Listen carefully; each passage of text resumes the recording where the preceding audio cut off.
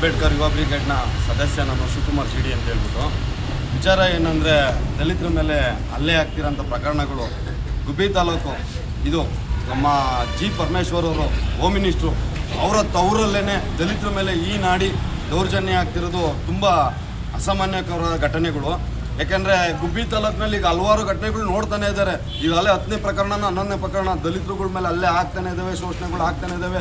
ದಲಿತರುಗಳನ್ನ ಹಿಂದುಳಿಸ್ದವ್ರು ಏನನ್ನಾಗಲಿ ದಲಿತರ ಮೇಲೆ ಮಾಡ್ತಾನೆ ಇದ್ದಾರೆ. ಇದನ್ನೆಲ್ಲ ವಿಚಾರಗಳನ್ನ ಎಲ್ಲರ ಗಮನಕ್ಕೆ ತಂದ್ರು ಉಳ್ಳವ್ರ ಕಡೆನೇ ನಡೀತಾ ಇದೆ ಹೊರತು ದಲಿತರಿಗೆ ಯಾವುದೇ ರೀತಿ ನ್ಯಾಯ ಸಿಗ್ತಾ ಇಲ್ಲ. ಈ ವಿಚಾರವಾಗಿ ಪರಮೇಶ್ವರ್ ಸಾಹೇಬ್ರವರೇ ಮನಮುಟ್ಟು ಕೇಳ್ಕೊತಾ ಇದ್ದೀವಿ, ಇದಕ್ಕೊಂದು ಕಡಿವಾಣ ಆಗಬೇಕು. ಅದು ನಿಮ್ಮ ತವರೂರಲ್ಲೇ ನಡೆದಿರೋದು ಇದಕ್ಕೆ ನೀವು ಉತ್ತರ ಕೊಡಬೇಕು. ಸದನದಲ್ಲಿ ಮಾತಾಡಿ ದಲಿತರ ಪರವಾಗಿ ನಿಂತ್ಕೊಂಡು ಧ್ವನಿ ಎತ್ತಬೇಕು. ಯಾಕಂದರೆ ನೀವು ಒಬ್ಬರು ದಲಿತರೇನೆ, ನೀವು ದಲಿತರು ನೀವಿದ್ದೀರ ಅನ್ನೋ ಒಂದು ಧೈರ್ಯದ ಮೇಲೆ ನಾವು ಇದನ್ನು ಮಾಡ್ತೀವಿ. ಹಂಗಾದ್ರೂ ದಲಿತರ ಮೇಲೆ ಇಷ್ಟರ ದೌರ್ಜನ್ಯ ಆಗ್ತಾಯಿದೆ ಅಂದರೆ ಏನು ಮಾಡ್ಬೇಕು ಹೇಳಿ? ಪ್ರಭಾವಶಾಲಿಗಳಿಂದ ದಲಿತರಿಗೆ ನ್ಯಾಯ ಸಿಗ್ತಿಲ್ಲ ಸ್ವಾಮಿ, ನ್ಯಾಯ ಕೊಡಿಸಿ. ಒಬ್ಬ ಬಡ ಯುವಕನ ಮೇಲೆ ಇವತ್ತು ಅಲ್ಲೇ ನಡೆದಿದೆ, ಅವ್ನ ಕೈ ಮುರಿದೋಗಿದೆ, ಕಾಲು ಮುರಿದೋಗಿದೆ, ಯಾರೇ ಅವ್ರಿಗಾಗುತ್ತೆ? ಅವ್ರ ತಾಯಿ ಒಬ್ಬರು ಹ್ಯಾಂಡಿಕ್ಯಾಪ್ಟು, ಅವ್ರ ತಾಯಿಗೆ ಯಾರಿಗೆ ಕೊಡ್ತಾರೆ? ಅವ್ನು ದುಡ್ದು ಅವ್ನು ಜೀವನ ಮಾಡಬೇಕಾಯ್ತು, ಅವ್ನಿಗೆ ಯಾರೇ ಆಗ್ತಾರೆ? ಇವತ್ತಾ ತಂದೆ ಇಲ್ದಲ್ಲಿ ಮಗ ತಾಯಿ ಸಾಕೊಂಡು ಜೀವನ ಮಾಡ್ತಾನೆ. ಹಂಗಿದ್ದಾಗ ಈ ಥರ ನಡೀತಾ ಇದ್ದಾವೆ ಗೌರ್ಮೆಂಟ್, ನಿಮ್ಗೇನು ಕಣ್ ಕಾಣಿಸ್ತಾ ಇಲ್ವಾ?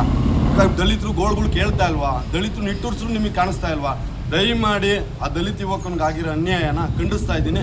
ದಯಮಾಡಿ ಆ ಹುಡುಗನ ನ್ಯಾಯ ಕೊಡಿಸ್ಬೇಕು, ಅವನಿಗೆ ಒಂದು ನ್ಯಾಯ ರೀತಿ ಸಮ್ಮತವಾದದ್ದು ಸಿಗಬೇಕು ಅಂತ ಹೇಳ್ಬಿಟ್ಟು, ಈ ಕೃತ್ಯ ಯಾರು ಮಾಡೋರೋ ಅವ್ರಿಗೆ ಅಖಂಡವಾಗಿ ಅವರಿಗೆ ಶಿಕ್ಷೆ ಆಗಲೇಬೇಕು ಅಂತ ಹೇಳ್ಬಿಟ್ಟು ಈ ಮೂಲಕ ನಿಮ್ಮಲ್ಲಿ ನಾನು ನನ್ನ ಫ್ರೆಂಡು ಪಡ್ತಿಗೆ ಹೋಟ್ಲಿಗೆ ಬೆಡ್ಸಮ್ಮನ ಹೋಟ್ಲಿಗೆ ಊಟಕ್ಕೆ ಹೋಗಿದ್ದಕ್ಕೆ ಅವರು ನೀವು ಮಾದಿಗಳು ನನ್ನ ಮಕ್ಕಳು ಹೆಂಗೋ ಗೊತ್ತಿರೋ ಹೋಟ್ಲೊಳಗೆ ಹೆಂಗೋ ಬಿಟ್ಕೊಂಡ್ಬೇಕು ನಿಮ್ಮನ್ನ ಹೋಗೋಗ್ತಿರೋ ಮುಚ್ಕೊಳ್ಳಂಗೆ ಹೆಂಗೆ ಅಂತ ಅಂದರು.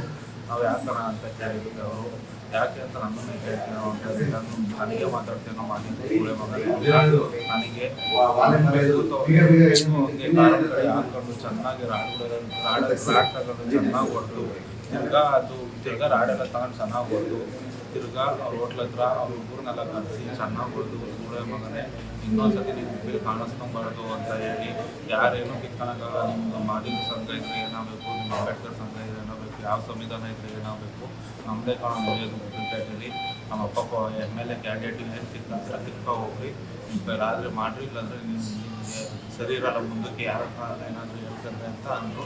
ಅಲ್ಲಿಗೆ ರೋಡ್ ಬದಿ ನಾನು ಎಷ್ಟು ಹೋಗಿ ನೋಡೋಣ, ನನಗೆ ಪ್ರಜ್ಞೆನೇ ಇರಲಿಲ್ಲ. ತಿರ್ಗಾ ನನ್ನ ಸ್ನೇಹಿತಗೆ ಫೋನ್ ಮಾಡ್ಕೊಂಡು ಅವನಿಗೆ ಹೇಳಿದ್ದಕ್ಕೆ ಅವನು ಇವಾಗ ಕರ್ಕೊಂಬಂದು ಆಸ್ಪತ್ರೆಗೆ ಅಡ್ಮಿಟ್ ಮಾಡಿದ್ದಾನೆ. ಕಾಲು ಫುಲ್ಲು ಮುರಿದೋಗೈತೆ, ಕೈಯೂ ಅಷ್ಟೇ ಫುಲ್ಲು ಫ್ರ್ಯಾಕ್ಚರ್ ಆಗೈತೆ, ಮೂಳೆಲ್ಲ ಮುರಿದೋಗೈತೆ, ಮಾತಾಡೋಕ್ಕೆ ಆಗ್ತಿಲ್ಲ. ನನ್ನ ಕೈಲಿ ಬೆನ್ನೆಲ್ಲ ಫುಲ್ಲು ಕೊಬ್ಬೆ ಬಂದುಬಿಟ್ಟಿದೆ, ಆಡೋಕ್ಕೆ ಫುಲ್ಲು ಹೊಡೆದಿದೆ.